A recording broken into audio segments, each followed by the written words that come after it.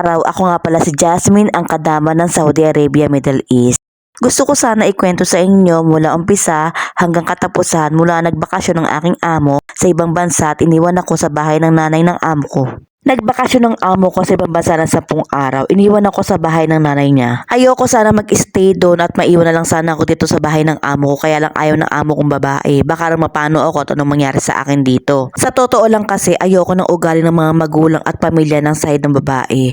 Kasi mahilig sila magsinungaling at magsumbong ng kung ano-ano sa amo kong lalaki at sa amo kong babae na kung ano-ano. Naminana naman ng anak na panganay ng amo ko. Unang araw pa nga lang doon sa bahay ng nanay ng amo ko ay marami nang ginawa agad. Kasi nga magpapagawa siya ng bahay. Siguro sinabi niya sa anak niya na kailangan ko yung katulong mo. Kundi pwede na lang ay dito mag-stay sa bahay ko para may katulong yung katulong ko. Nagbuhat kami ng mga gamit mula first floor hanggang third floor. Tapos yung ibang mga bangko naman ay mula first floor hanggang second floor. Tapos naglinis kami ng buong bahay, nag-ayos neto, nagbuhat dito. Naiintindihan ko naman na maraming kailangan gawin at maraming kailangan buhatin. Kasi matanda na rin ang nanay ng amo ko para magbuhat-buhat pa. Kaya kailangan na alalayan mo. Kaya sabi ko sa kanya, kami na lang ng katulong mo ang magbubuhat, imando mo na lang kung ano dapat namin gawin at kung saan namin dapat ilagay kasi matanda ka na rin naman madam, sabi kong ganon. Maliit lang kasi ang katulong niya kaya dapat alalayan kasi nga hindi ganun kalaki ang katawan at kaliitan lang. Hindi naman kami minamadali kasi hindi pa naman gagawin agad-agad yung buong bahay kaya kailangan isa-isa lang ang pagbubuhat at hindi kabilisan kasi nga mula first floor to third floor ang kailangan namin hakbangin papunta doon sa kwarto ng katulong ng nanay ng amo ko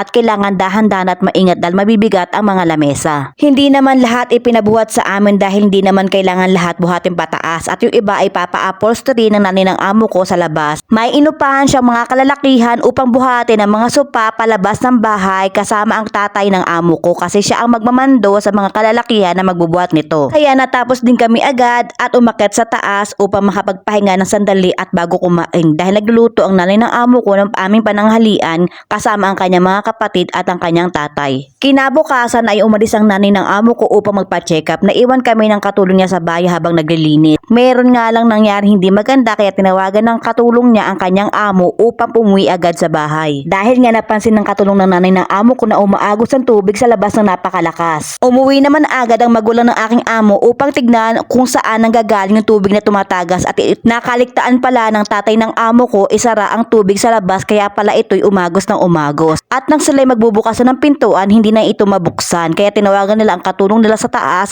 at ako naman ang nakasagot dahil naliligo ang kanilang katulong sa CR. At sinabi nga ng magulang ng aking mga amo na bumaba ako upang buksan ang pintuan kasi nga hindi nila ito mabuksan. Kaya agad-agad nagbihis ako ng aking uniforme upang bumaba at buksan ang pintuan. Binigay sa akin ng nanay ng amo ko ang susi upang buksan sa loob dahil hindi na mabuksan sa labas. Ngunit ito ay na lost thread at hindi na mabuksan. Kaya inutusan ako ng nanay ng amo ko umakyat sa taas upang kunin ang isang susi para buksan ang kusina at para doon sila dadaan papasok ng bahay dahil nga sira ang pintuan sa harapan. Ang sabi ko nga sa nanay ng amo ko, bakit nasira yan madam? Sabi niya, ay bago lang yan, hindi ko rin alam kung bakit nasira. Bigla siyang tumingin sa aking mga mata at hindi ko alam kung anong ibig sabihin nito kaya napaisip akong maigi at sabi ko sa sarili ko, aba madam wala akong ginagawang masama sa inyo. Pero hindi ko yon sinabi sa harapan ng nanay ng amo ko, kundi sa isip ko lang. Iniisip ko lang naman kasi baka mamaya mapagbintangan kami na may pinapasok kami or binubuksan namin ang pinto sa harapan na hindi niya alam. Kinabukasan nga ay minessage kong amo kong babae sa Snapchat upang tanungin kung kamusta na sila at ano ng kalagayan nila kasi nga nababalitaan ko na mayroong problema sa ibang airline dito sa Saudi Arabia. Sumagot naman agad ang amo kong babae at ang sabi nagpapahinga sila kasi madaling araw sila dumating at tulog pa ang mga bata pero pagigising ni amo lalaki